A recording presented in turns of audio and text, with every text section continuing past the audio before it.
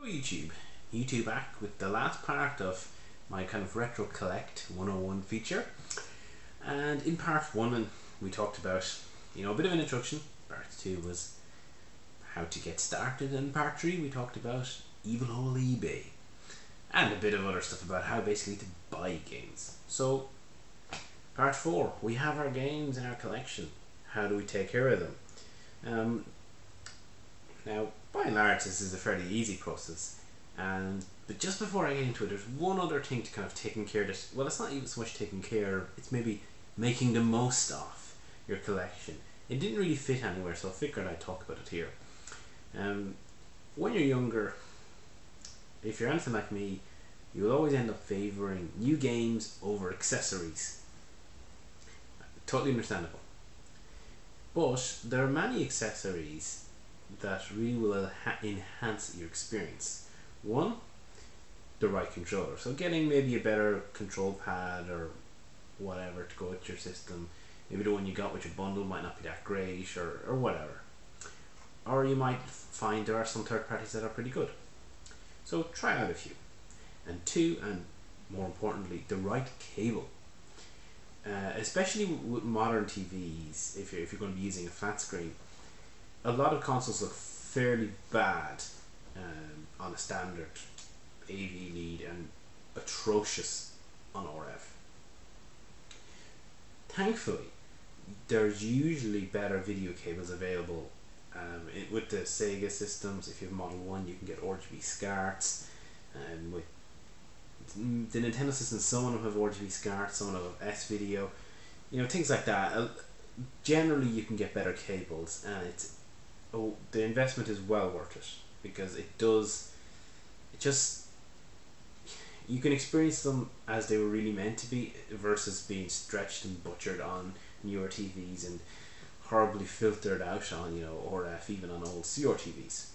Now, not all consoles have that option, but most of them do, so it's well worth it if you can. Now, back to the kind of more straightforward caring for your collection. Few points. Don't stack your collections up on top of each other like I have here. It's okay with a few, but as the stacks start to grow, the pressure and the weight on the stack will damage the boxes in some cases on the bottom. The only reason why I have it here, space and storage concerns.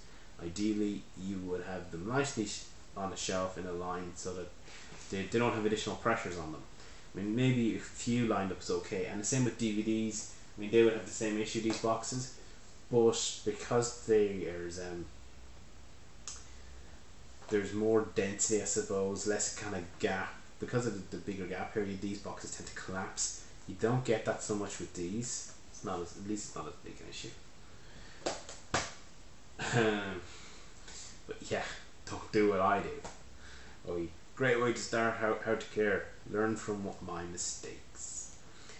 Now, generally to take care, as I said, it's fairly simple. You only need a few basic things and it should be enough to get you going.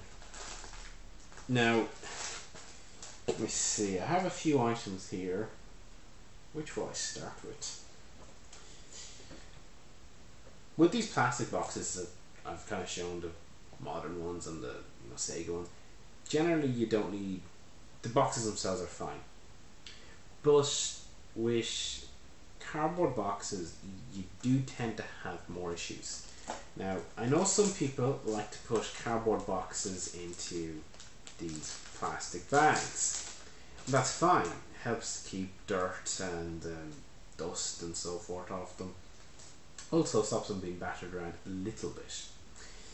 If you're doing that, I would recommend that you try and get acid-free bags, because the acid can, over time, damage the ink cork on the box. So, you find actually record stores might be a good source for those type of things, because they have the same issues with storing records as you would do with storing cardboard box games.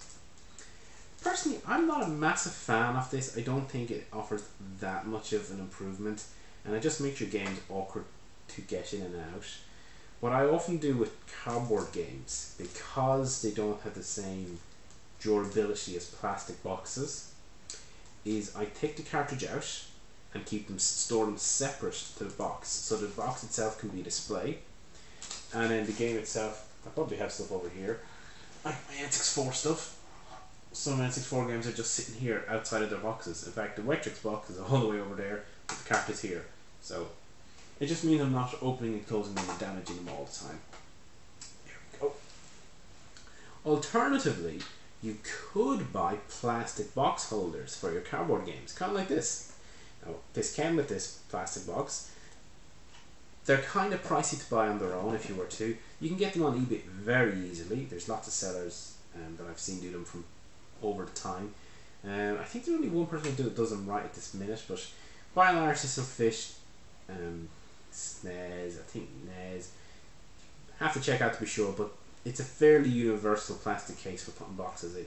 This is good for, I would say this is better than this. It obviously protects it from dust and dirt and so on, and it's a good bit more durable. It helps you stack it a little bit too if you need to. You know, it's a good solution. The only downside is it costs a little bit more. So that's kind of a few notes about kind of cardboard boxes, because they have their own kind of caring in general. It's very hard to clean them. It's very hard to reshape them. I haven't done it myself, but I have seen people, I think it was a Stig's Game Room, use an iron to remove the creases somewhat and reformat the shape of a cardboard box. That's I'll probably put a link in the description below to that video that I'm thinking of. It is the Stig's Game Room, because he did it with Game Gear boxes. Yeah, you can do that to try and regain the shape and some of the structural integrity, but you can never repair them properly. It's impossible. As such, they're always a bit of a pain to collect for, and yeah, even getting dirt off them, you just have to be very careful and just take things very slowly. Now with plastic boxes, kind of like Sega, good old Sonic again, being the star of this Retro Collect 101, it's a lot easier to clean these boxes. They're very durable. They don't even take that much damage, really. I mean, okay, you see beat-up cases and some of them have compressed damage, but by and large, they're durable cases and they're much easier to clean. Now, as for cleaning them, the case itself, I use, and this actually will also work for the cartridges, which I'll get to in a bit, surgical spirits. What's the technical name for this? Some people call it rubbing alcohol, I think. I think it's like isopropyl something or other. I don't know. But basically, I got this in Boots. I'm not going to show the branding just in case, but it's basically surgical spirits. You can get them anywhere. It's, you know, it's a common item. Now, to go with that, again, I'll try not to show the branding, but this came from Tesco, and it is just some cotton wool pads. So, get your surgical spirits, get your cotton pad, one onto the other, and clean. Now, it's always handy to have some maybe kitchen towel or something to dry it off, or you can leave it to dry, whichever you prefer. You don't even need these. You could use kitchen towel if you so wish. I prefer cotton pads myself. Another useful tool, very, very useful. You can't buy this in Europe, but Jesus, I wish you could, because it is awesome. It is Glue Gun. I highly recommend this for any collector. Basically, Glue Gun is used to remove sticker residue and stickers in general. It can also be used to take off markers, so if someone's put a mark in a box, it could take them off that, but to be fair, Surgical Spirit will do that. It can be used to a certain degree to take off markers on paper-based products, but a better way to do that is to use a dry marker and rub over the marker itself, and you can basically then, it mixes it in with the existing one, makes it more fluid, and then you can use a pad or something to just wipe it off. I think Ninja Bear Hug did a video on that, so if I can find a link to it, I might put that in the description too, because I don't actually have one of those markers at the moment. So, let me see, that's Glue Gun. And as for taking off a sticker, very simple. You put it a little bit on one of these, a cotton swab, just You find, so if you had a barcode thing at the back, you can just go rub over the area, the sticker, leave it to dry for a while, see if it will peel off. If it doesn't, apply a little more, leave it again a little while, and repeat the process. Generally, after a while, all the sticker stuff will dissolve. For some, it can take a very long time. I've had some which, as for glued on, I don't know, must have melted on like mad. It was very hard to get them off. But if you're persistent, you'll get them off. You can also get sticker residue off with basically friction. So if you have some residue, just kind of rubbing your thumb like that will take it off. And that will also work in cardboard boxes, where glue gun's generally fine in cardboard boxes too. You can use it as long as you, and on inserts, but you have to be very careful to try and not get the insert itself wet. Just try and get the sticker part. So it's really fairly straightforward, and that will clean up your boxes nice and handily. Another couple of few bits, I just figured I'd mention them, is some Pritt stick, or whatever you call this, you know, glue. Labels. Labels for a lot of systems start to peel. So just lift them up, put a little glue on it, pop them down, rub them down. If you can apply pressure, all the better, and it'll be fine. And if it does peel off again, you can just glue it down again. It's fairly easy. And then just some nice soft erasers. White is probably the better colour for this. This is just, obviously, to take pencil marks off. Technically you can get erasers to take off pen marks.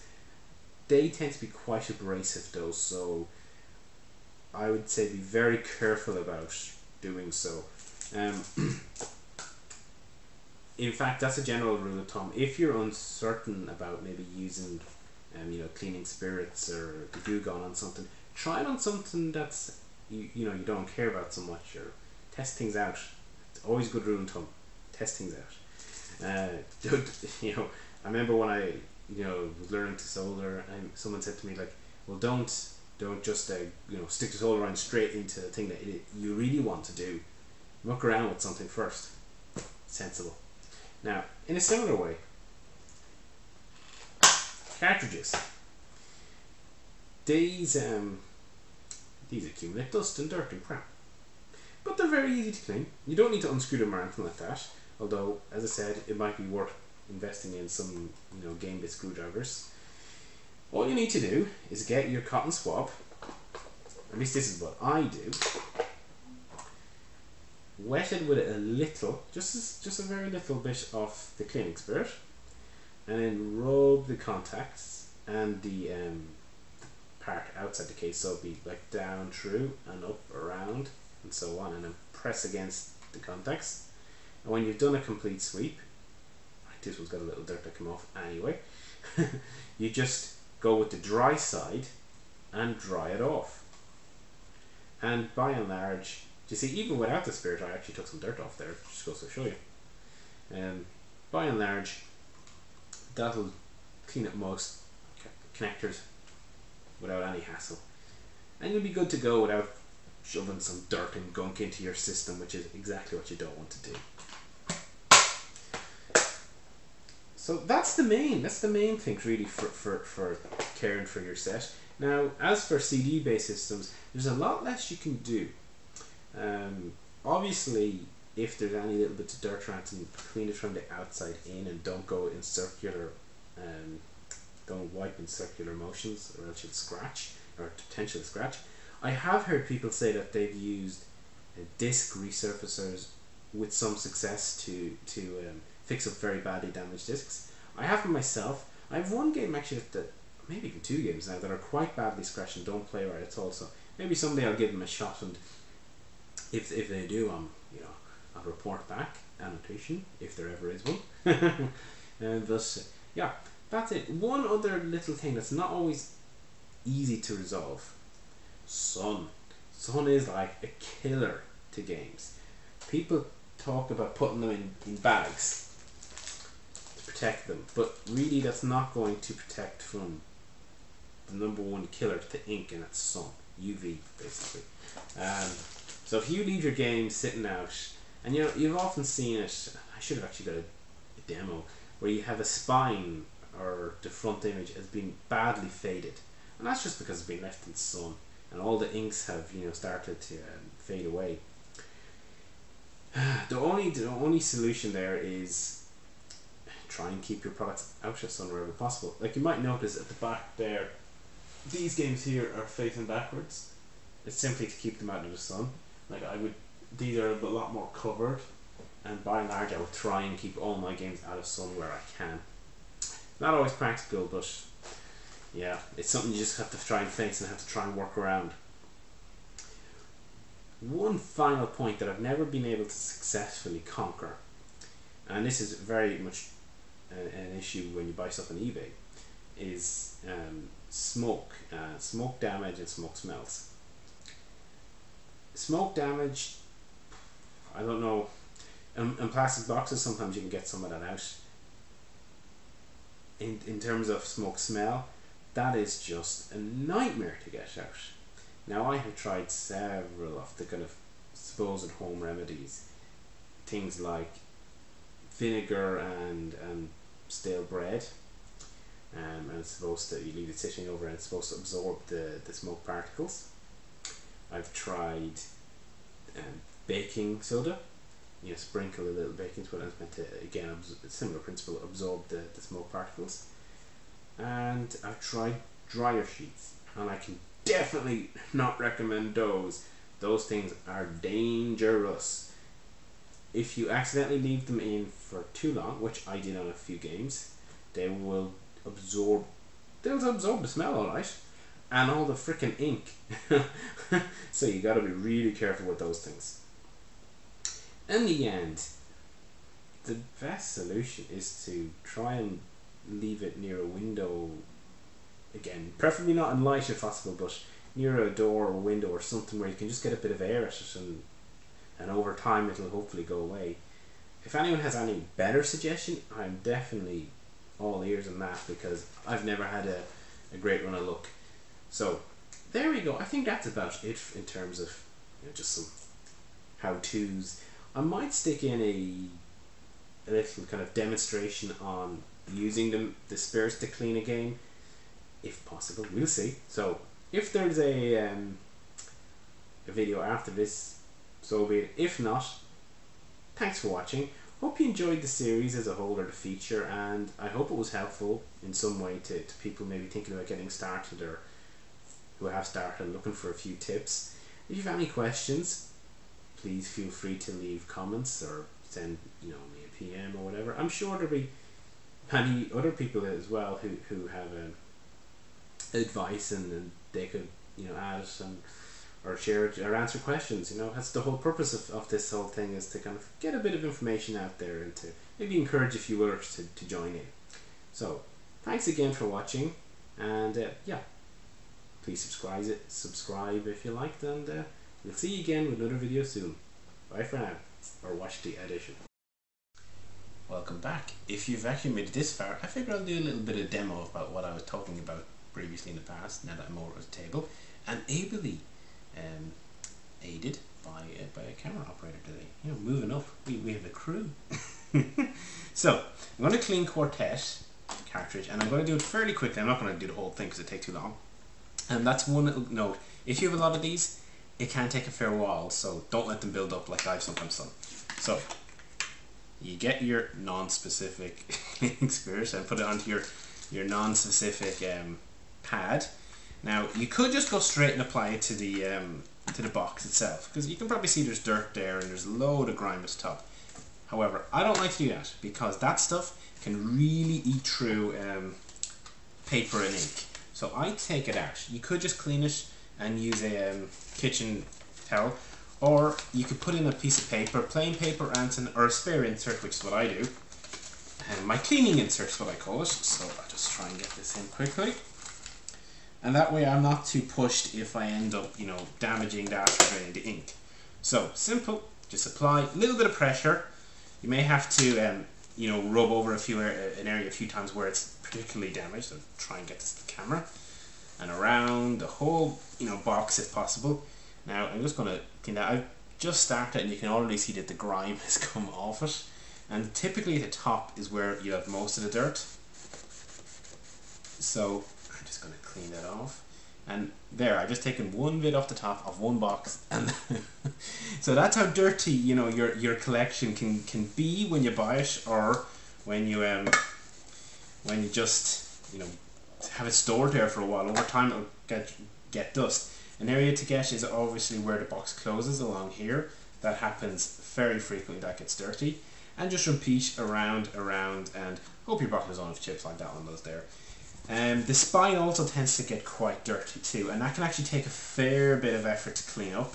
So you might have to go repeatedly over it. And again, the reason why I don't like to use the real insert is it's very easy for there to be tears, little nicks, whatever in the plastic. If there is, this will go straight through it and can damage your real insert, which is not good.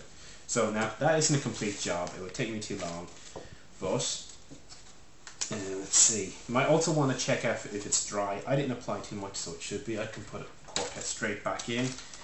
Alternatively, just leave it a little while to dry. I'll try and quickly put that back in. Now this by no means will be complete because I didn't even do it all. But you can see there that most of this front, where I did actually do a bit of cleaning, is fine. It's done, and the top's done. Now obviously I missed a bit up there, so I'd have to do another run at it, and I didn't really do the back. So, but that's just a demonstration. And similar thing on the cartridge. There's probably won't be picked up on the camera, I'd say, but you see there's probably dust and whatnot there. So, cotton swab thing. Again, non-brand specific. Just dip it in ever so slightly. There we go. That's enough. You don't really want too much of this. If you're doing this for any sort of extended time, better to do in your ventilation space, because that stuff is odorous. It's actually dangerous. And then just wiping through, so into the bottom, up to the top, against the contact, and once more around, and then it's kind of grimy as well. And then you just clean it. So this is just to kind of dry it off so that you don't leave the alcohol corrode the contacts.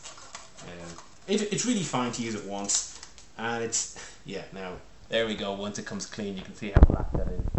So that's what your games are like when they've been sitting there and inserted for a while, and you really don't want that put in your console. So there we go. That's a demonstration on how to clean your boxes, and that applies to any box, you know, PlayStation, so on, anything plastic that'll do, and your cartridges, any cartridge will do as well. So thanks for watching, and I hope you enjoyed.